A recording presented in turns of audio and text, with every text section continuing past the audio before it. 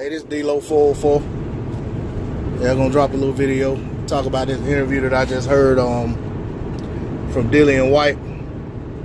So Dillian Whyte was interviewing with one of the UK channels. I know the name of the channel, but I'm not gonna shout them out because I ain't had a chance really doing the research on the channel and watched a lot of their videos. I don't know what kind of channel they are. I don't know what they're pushing, so I'm not gonna sit there and give them any kind of shout out or anything like that. But not that I'm some even medium-sized channel that's gonna send them any traffic, but hey, why do anybody any favors, now, that may have an agenda that goes against anything I believe in. So I'm not gonna do that. But anyway, to the point of the interview, Dillian Whyte said a lot of stuff. He talks about how the Joseph Parker fight was made in short order. Basically he got a call from Eddie. Eddie told him, that Joseph Parker had some interest, asked him did he want it.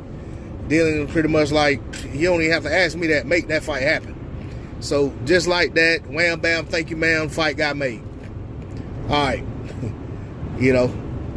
Kind of strange considering how hard a time they seem to have making the fights that the fans actually want to see. But anyway, so that fight got made.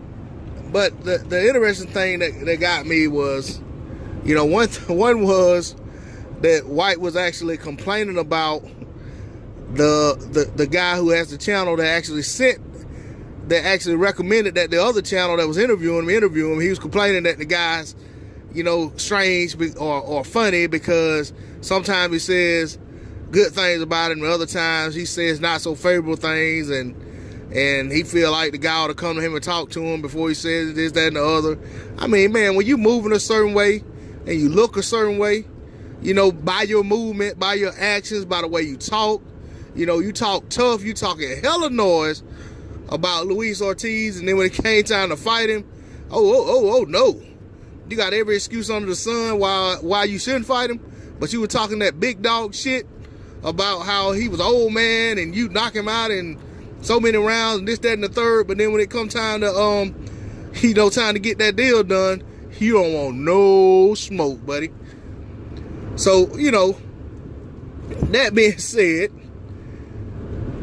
come time for Joseph Parker, oh, no problem. Let's make the fight happen. Now you want to realize that the promoter works for you, and you telling the promoter, get the fight done. But, I guarantee that wasn't his attitude when it came to Luis Ortiz. Another thing this clown says Eddie Hearn told him that Pulev's people, the promoters who actually won the purse bid, that would have had Dillian Whyte getting 25% of the purse because they outbid Matchroom with all their, so-called $1 billion deal. He actually told Dillian Whyte, or according to Dillian Whyte, Eddie Hearn told him that those guys don't have the money. They're messing about. That's this term he used, messing about. That they're messing about and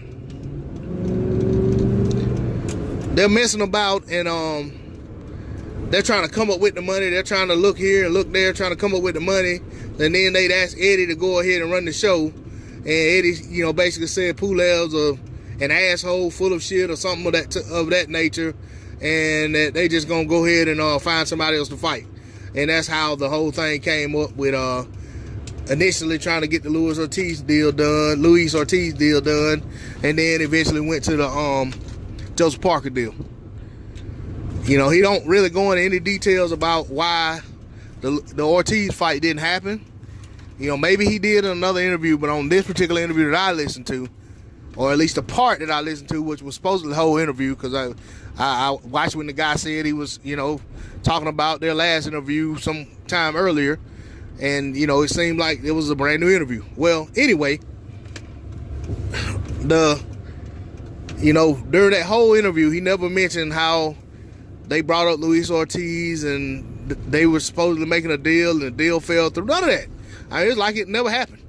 You know, unless I didn't hear that part of it, because I've been driving and I had to stop and pump gas and all this while I was listening to this thing. But I just I just find it astonishing that, you know, he's acting as if that was never even an issue, a subject. Like that was never even going to be a fight. Which, I mean, I guess being honest, it probably was never going to be a fight. It probably never was. You know, it never was real. Just like the, you know, AJ Wilder thing, it really, it's just all talk, you know what I'm saying, from that side. Yeah, I don't think they want to fight with Wilder. You know, I don't think, you know, I don't think Dylan Whyte wants to fight with Luis Ortiz. AJ certainly doesn't want to fight with Luis Ortiz.